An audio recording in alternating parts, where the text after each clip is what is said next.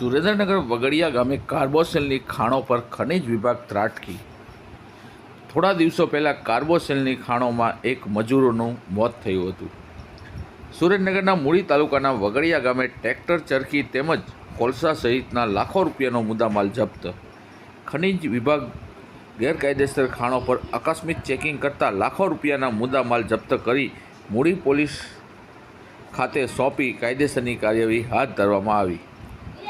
ભૂસ્તશાસ્ત્રીશ્રીની સૂચના મુજબ ટીમ દ્વારા વગડિયા ખાતે આકસ્મિક તપાસ કરતા ખાનગી જગ્યા પર કુલ 2 કૂવા ખાતે કાર્બોસેલ ખનીજના ખનન પ્રવૃત્તિ ચાલુ જોવા મળી હતી।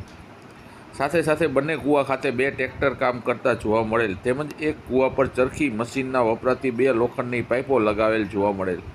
ત્યારબાદ વગડિયા ગામની પાછળના ભાગમાં આકસ્મિક તપાસ કરતા અલગ અલગ 2 ખાનગી માલિકની જમીન ખાતે કુલ 5 કૂવાઓ પર કાર્બોસેલ ખનીજનું તાજું ખનન થયેલું હોવાનું જોવા મળેલ, જે તમામ કૂવાઓ પર ચરખી મશીનના વપરાતી લોખંડની પાઇપો લગાવેલ જોવા મળેલ। Reporter જયસિંહભાઈ Sayla, Vardhaman news.